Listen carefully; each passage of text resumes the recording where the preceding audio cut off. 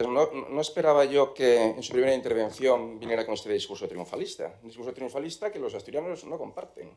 No comparten y se lo acaban de demostrar y decírselo claramente. Y es que en menos de un año, ya en 2 ocasiones, los asturianos han dicho que ya no quieren más socialismo, que están cansados ya de esperar y de sus promesas incumplidas.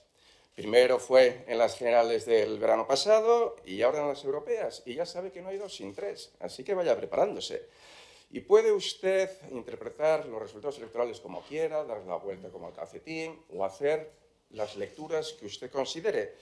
Pero al final la realidad es tozuda. Y la realidad es que los asturianos están ya hartos de la miseria provocada por décadas de socialismo.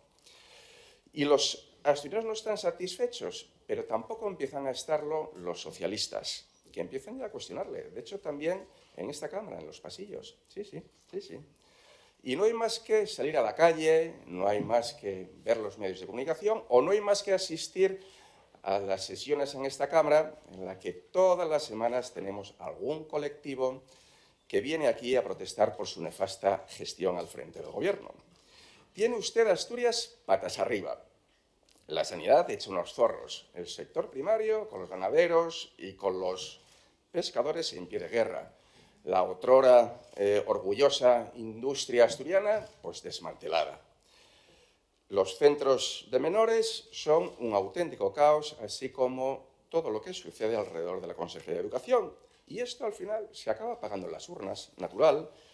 Las izquierdas perdieron el pasado domingo 9,5 puntos y casi 90.000 votos. Y hay un cambio de ritmo que ya está en marcha, que cada vez está más cerca. Mire, Asturias es la región con peores datos en evolución de salario y crecimiento en los últimos 44 años, que no es casualidad que sean los años de dominio hegemónico del Partido Socialista.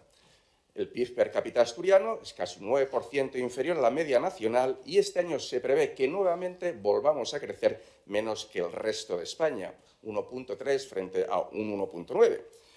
También tenemos la menor tasa de ocupación y de actividad de España y, lógicamente, la recaudación de la seguridad social en cotizaciones no da ni para cubrir el 50% de las pensiones asturianas.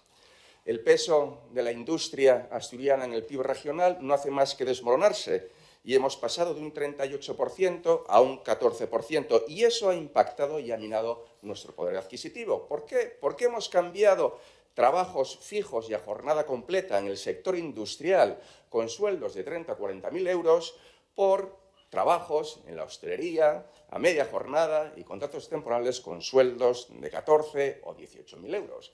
Y efectivamente así es imposible que los jóvenes puedan acceder a una vivienda.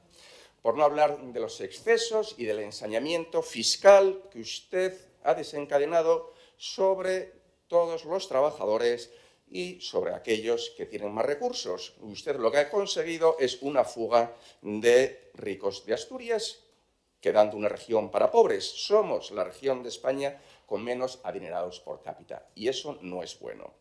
Asturias es la región que en este periodo más empresas ha destruido en todas estas últimas décadas. Y vemos como miles de asturianos, año tras año, tienen que exiliarse laboralmente para encontrar las oportunidades que el socialismo les niega. Podría seguir con datos, como algunos de los que ha traído aquí el señor Queipo, pero seguro que usted en su réplica pues, me sacará otros datos, le tratará de dar la vuelta al calcetín, para tratar de, vender un relato edulcorado o rosa de la situación de Asturias. Pero lo cierto es que no hace falta ser ni economista ni premio Nobel para saber que Asturias no va bien. Y no va bien a pesar de que usted ha disparado un 41% el gasto público en los últimos 5 años, que ha pasado el presupuesto del Principado de 4.500 a 6.350 millones de euros. Y todo ese gasto no ha servido para mejorar las condiciones de vida de los asturianos. Bueno, salvo de unos pocos, eso sí, se lo confieso. Esos pocos que sí que van como un cohete, se lo reconozco, y son los altos cargos y el personal de confianza que usted ha disparado en número hasta un 21% y un coste en más de un 50%. Más de 15 millones nos cuestan esos altos cargos y personal de confianza y ya superan la cifra de las 300 personas.